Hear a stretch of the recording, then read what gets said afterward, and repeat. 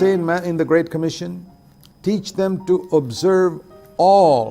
కాబట్టి యేసుక్రీస్తు ప్రభువారు మనకు అప్పగించిన గొప్ప పని విషయంలో ఏం చెప్తున్నారు?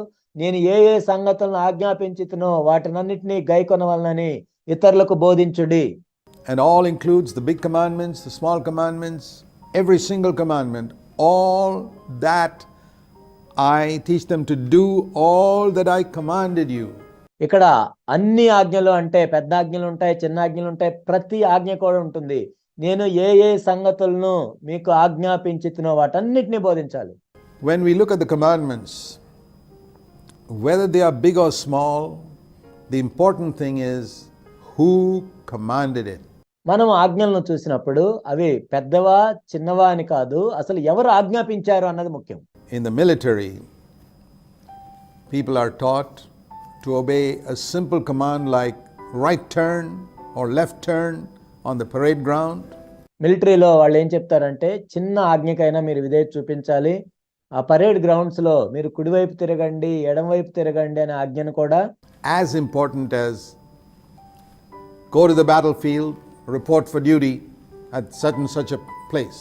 మీరు యుద్ధరంగంలోకి వెళ్ళండి, మీరు డ్యూటీలో చేరండి, ఫలానా ప్రదేశానికి వెళ్ళండి అని చెప్పే ఆజ్ఞలతో పాటు వీటికి కూడా ప్రాముఖ్యతనివ్వాలని చెప్తారు.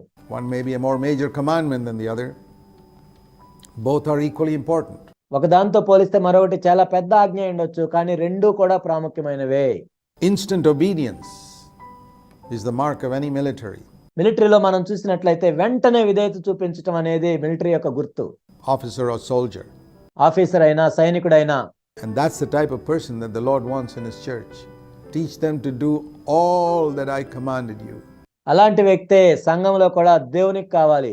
నేను ఏ ఏ ఆజ్ఞలను ఆజ్ఞాపించుతున్నా వాటన్నిటినీ గైకొనమని బోధించుడి. I found that people are more careful to obey commands in the military than in the church.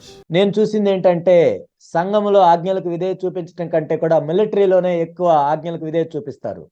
The church calls itself the Lord's army, but they don't behave like soldiers, most of them.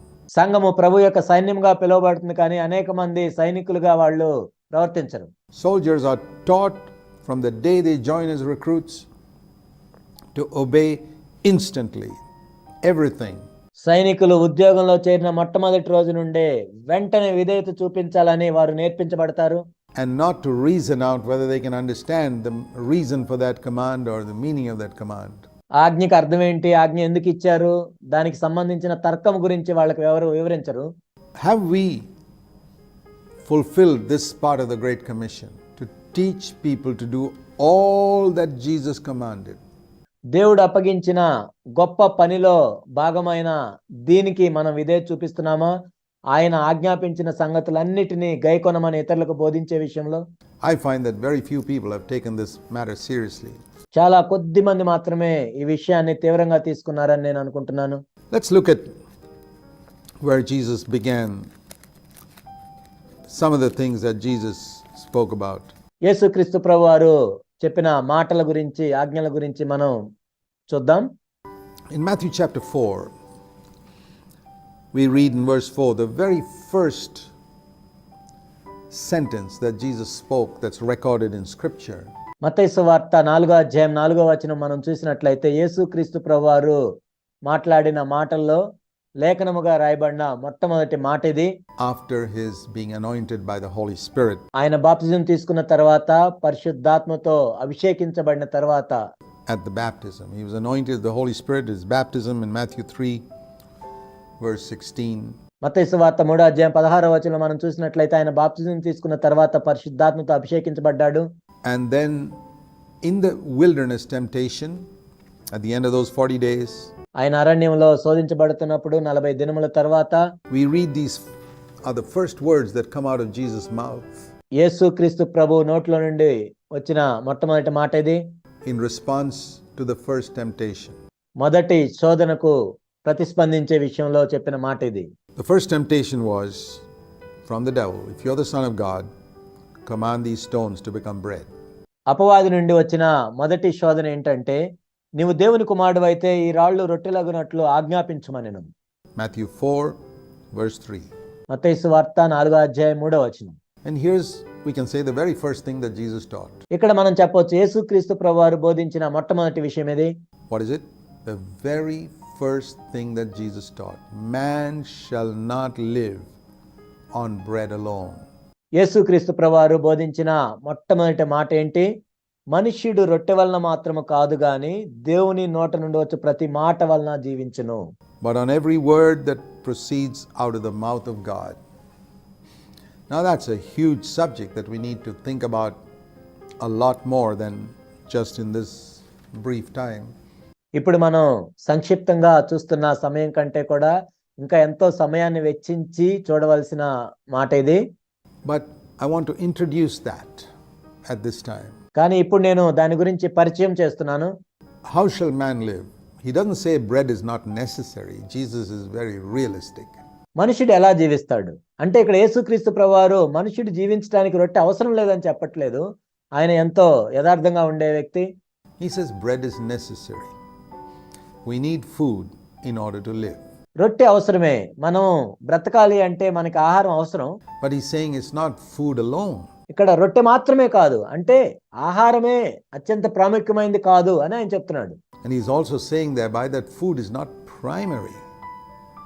What is primary is every word that proceeds out of the mouth of God. ఇక్కడ ప్రాథమికమైనది ఏంటంటే దేవుని నోట నుండి వచ్చే ప్రతి మాట. What is every word that proceeds out of the mouth of God? దేవుని నోట్లో నుండి వచ్చే ప్రతి మాట ఏంటి? Everything that God has said, his commandments, his promises, these are the words that we find in scripture. దేవుని నోట్లో నుండి వచ్చిన ప్రతి మాట, ప్రతి ఆజ్ఞ, ప్రతి వాగ్దానము ఈ లేఖనాల్లో మనం చూస్తాం ఆయన చెప్పిన మాటలను. Every word is the basis on which I can live. ఇక్కడ ప్రతి మాటను ఆధారం చేసుకొని నేను నిజంగా జీవించగలను. Really live. If I'm only thinking of existing, then I need only food. ఏదో కేవలం బ్రతకటం మాత్రం గురించే చూసినట్లయితే ఆహారం సరిపోతుంది. But if I want to live spiritually the way God wants me to live, then I need every word of God. కానీ దేవుడు నన్ను ఎలా జీవించాలని కోరుకుంటున్నాడో ఆ విధంగా ఆత్మీయంగా జీవించాలి అంటే దేవుని యొక్క ప్రతి మాటను బట్టి నేను జీవిస్తాను. And that for us has been revealed to us primarily in the scriptures in the Bible. ఆ మాటలు ప్రాథమికంగా బైబిల్లో దేవుని యొక్క లేఖనాల్లో ప్రత్యక్షపరచబడ్డాయి. And that's why I say that a person who is more interested in food than in studying the Bible. అందుకే నేనేం చెప్తానంటే ఒక వ్యక్తి బైబిల్ చదవటం కంటే కూడా ఎక్కువగా ఆహారం గురించే ఆలోచిస్తున్నట్లయితే has not really understood how God wants man to live. ఆ వ్యక్తి నిజంగా అర్థం చేసుకోలేదు. అసలు దేవుడు మానవుడు ఎలా జీవించాలని కోరుకుంటున్నాడో ఆ వ్యక్తి అర్థం చేసుకోలేదు. Listen to it again. The very first words that Jesus spoke. మళ్ళీ వినండి ఒకసారి. యేసుక్రీస్తు ప్రభువారు మాట్లాడిన మొట్టమొదటి మాటలు ఇవి. Man shall not live by bread alone, but by every word that proceeds from the mouth of God. మనుష్యుడు రొట్టె వలన మాత్రము కాదు గాని దేవుని నోట నుండి వచ్చు ప్రతి మాట వలనను జీవించును. And that is why God has given us his word so that we can know how we are to live. అందుకే దేవుడు మనకు తన వాక్యాన్ని ఇచ్చాడు. ఆ విధంగా దాన్ని తెలుసుకొని మనం ఏ విధంగా జీవించాలో తెలుసుకుంటామని. And if you're a true disciple of Jesus Christ, you'll have a tremendous passion to know every word of God, every promise and every commandment. యేసుక్రీస్తు ప్రభు చెప్పిన ప్రతి మాటను నీవు తెలుసుకోవటానికి ప్రయత్నం చేస్తావు. ప్రతి ఒక్క ఆజ్ఞ, ప్రతి ఒక్క వాగ్దానం. Because that's the only way we can live. కేవలం ఆ విధంగా మాత్రమే మనం జీవించగలము, నిజముగా మనం జీవించగలం. That we can really live. And that's why it's important to understand all that Jesus taught if we want to understand how we are to live. కాబట్టి మనము ఏ విధంగా జీవించాలి అని మనం అర్థం చేసుకోవాలనుకుంటే యేసు బోధించిందంతా కూడా మనం అర్థం చేసుకోవటం ఎంతో ప్రాముఖ్యమైంది. Otherwise we only exist. Do you know the difference between existing and living? లేనట్లయితే కేవలం మనం బ్రతుకుతాము. బ్రతకటానికి జీవించటానికి వ్యత్యాసం మీకు తెలుసా? Every single word of God. దేవుడు చెప్పిన ప్రతి మాట కూడా. And it's not something that we just read. It says here that proceeds out of the mouth of God. God is constantly speaking. ఇక్కడ కేవలం దేవుని యొక్క వాక్యం చదవటం గురించి మాత్రమే కాదు, దేవుని నోట నుండి వచ్చే ప్రతి మాట, అంటే దేవుడు ఎల్లప్పుడూ మాట్లాడుతూ ఉన్నాడు. I can read the same scripture for the 50th time and hear something fresh అదే లేఖనాన్ని నేను 50సారి చదవచ్చు, కానీ తాజాగా నేను వినొచ్చు. that proceeds from the mouth of God in that verse. ఆ వచనము దేవుని నోట నుండి వచ్చినట్లయితే. It's a wonderful thing, God's word in the Bible. కాబట్టి బైబిల్లో దేవుని యొక్క వాక్యాన్ని తెలుసుకోవటం అనేది ఎంతో అద్భుతమైన విషయం. So I want to say to you, dear brothers and sisters and my friends, నా ప్రియమైన సహోదరి సహోదరులారా, స్నేహితులారా, నేను మీతో చెప్పేది ఏంటంటే, we cannot fulfill the Great Commission really if we don't seek to hear all that Jesus spoke and taught. యేసుక్రీస్తు ప్రభు మాట్లాడింది, బోధించింది అంతా కూడా మనం తెలుసుకున్నట్లయితే నిజంగా ఆయన అప్పగించిన గొప్ప పనిని మనం నెరవేర్చలేము. The promises he gave us and the commands that he gave us. దేవుడు మనకిచ్చిన వాగ్దానాలను తెలుసుకోవాలి, దేవుడు మనకిచ్చిన ఆజ్ఞలను తెలుసుకోవాలి.